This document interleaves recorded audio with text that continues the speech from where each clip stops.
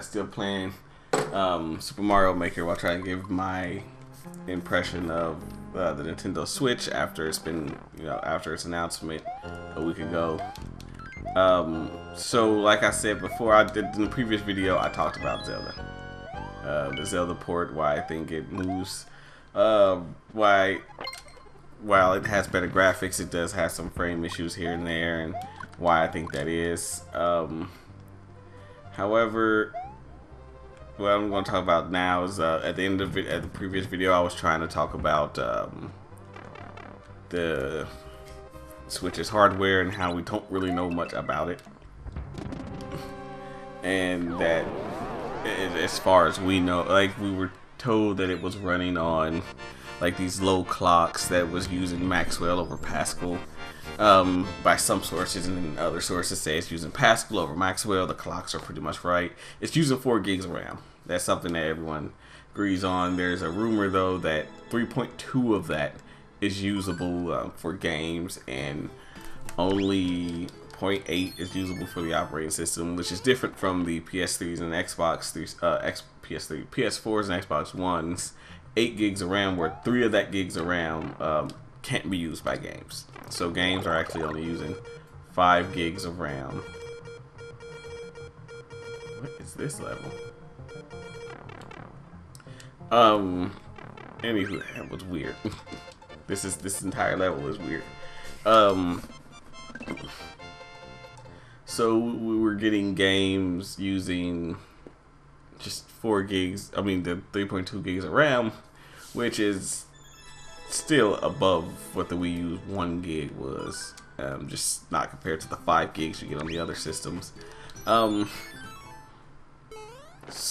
than that, hardware wise, we're hearing that in dock mode it's mostly 1080p, and non-docked mode, oh, it's the Luigi's Mansion thing.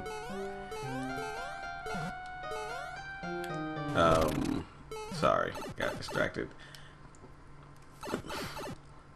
Yeah, that was just kind of cool. That was Luigi's Mansion thing.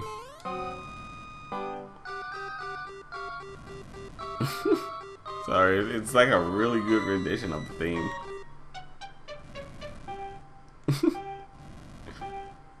So this is just, it's too good.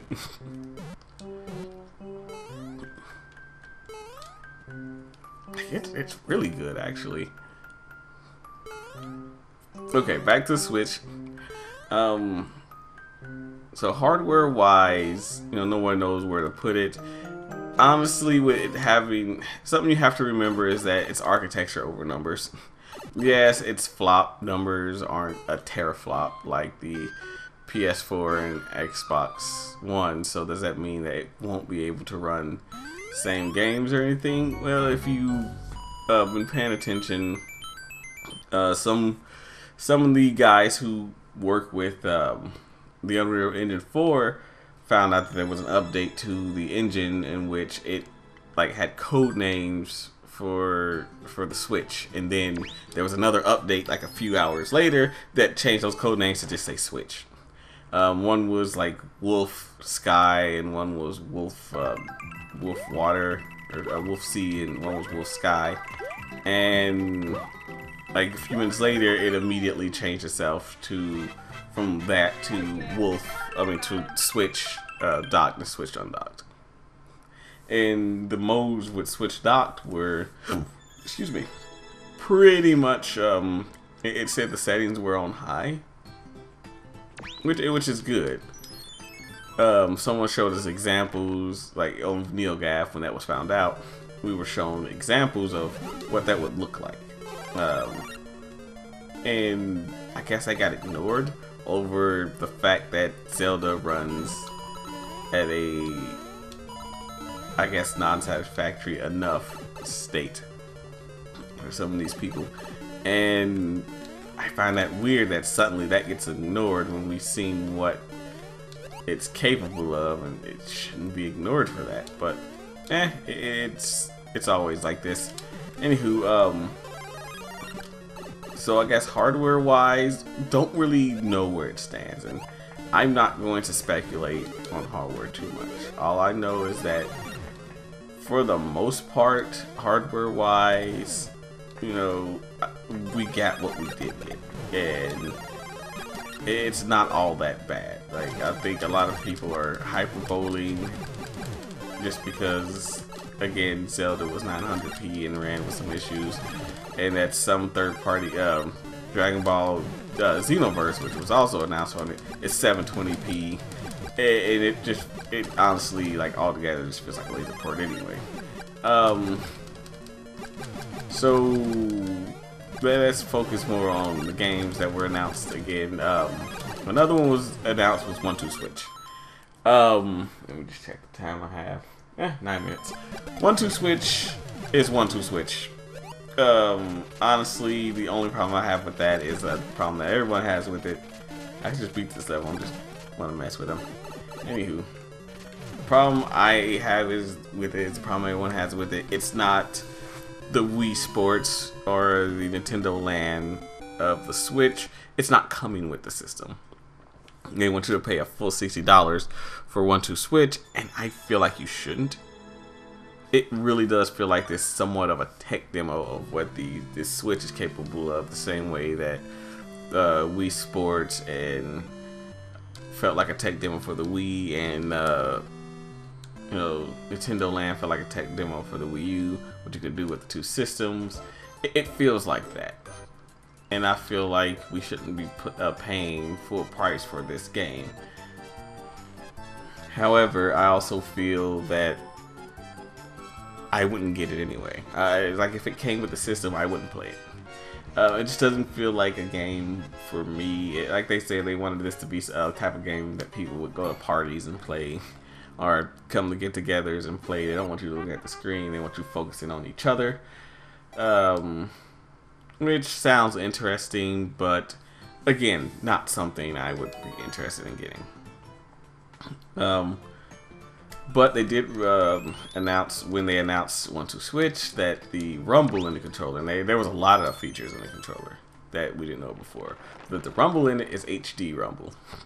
And what that is that it's rumble in different points of the controller, so that it always feels like, sorry, I hate that what they did with this game is that every enemy is a rendered sprite, rather than just being the 3D model. It's this, you can tell it's a rendered sprite. It's really, really awful looking.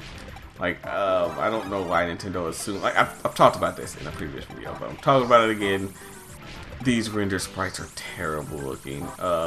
They move weirdly. It feels unnatural. It's almost like watching something in stop motion. It's just unnatural. When they're the large versions, it looks worse. So, just had to get that off my chest. Anywho, 1-2 Switch.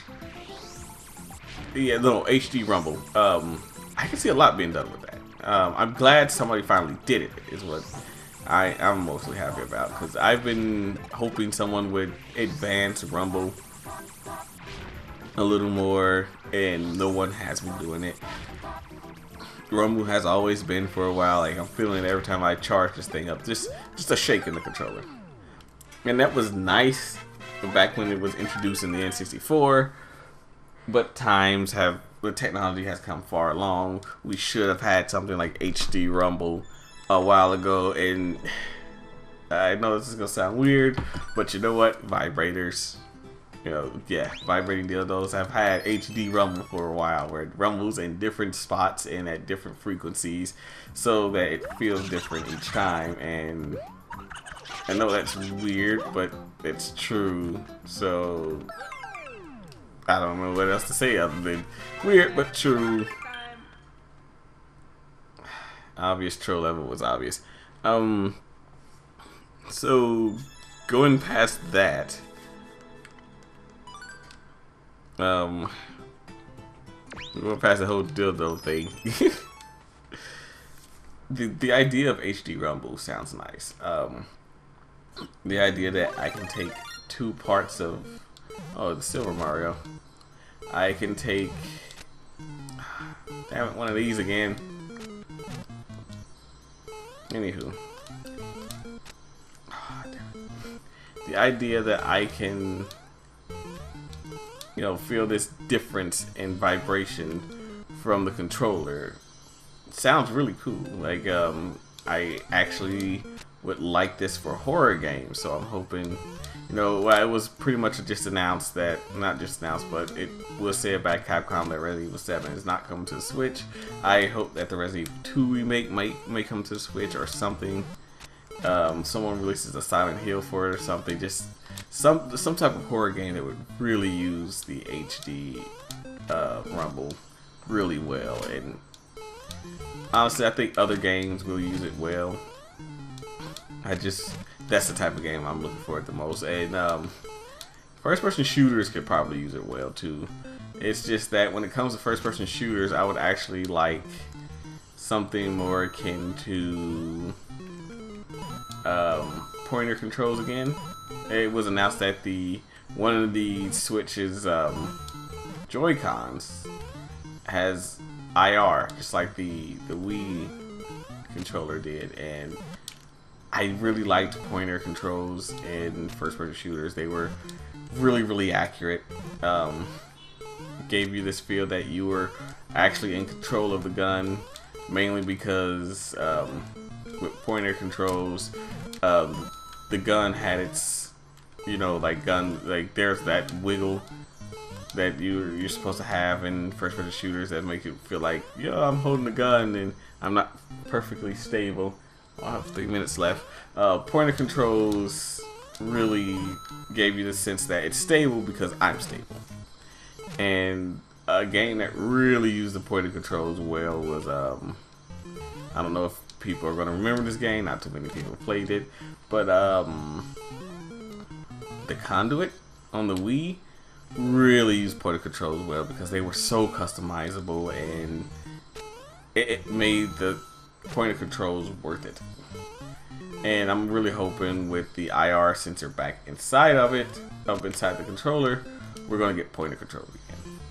And if that's the case, the HD rumble is going to be perfect for first-person shooters, feeling the different vibrations of different guns, the reload vibration. It's just honestly gonna feel great for first-person shooters and horror games and other games too.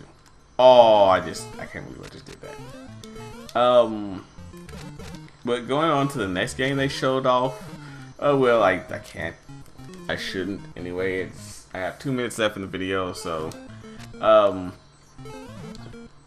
I guess a game I can talk about for 2 minutes is that they introduced Ultra Street Fighter 2, not 4, not 5, but Ultra Street Fighter 2, the final challenge, just recently. And I mean, they showed it off at the presentation. They showed it off at the New York event and the Tokyo event, and it's the Street Fighter 2, Super Street Fighter 2 HD remix, or you can go with classic graphics if you want, but that's what it is. Gold Mario, I'd rather be Silver Mario. Oh, I got hurt.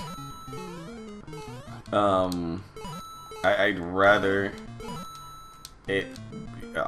Sorry. It's just the HD remix with some new characters introduced, and by new characters I just mean it has Violent Ken and it has Evil Ryu. So I guess that makes Violent Ken canon, because originally he was just a character in the the Marvel vs. SNK series, and he was never really brought over to any of the Street Fighter games, the official Capcom games. And so now that he is, I guess he's canon. That Ken has a dark side, just like Ryu. Other than that, it's the same. It's Street Fighter 2, Super Street Fighter 2, Super Street Fighter 2 Turbo, Ultra Street Fighter 2, Tournament Edition, HD Plus Remix Championship Edition. Sorry, there's just been a ton of versions of Street Fighter 2. Anyway, that's the end of this video. Next video, I'm going to talk about ARMS, and that's the one I want to talk about. And see you next video.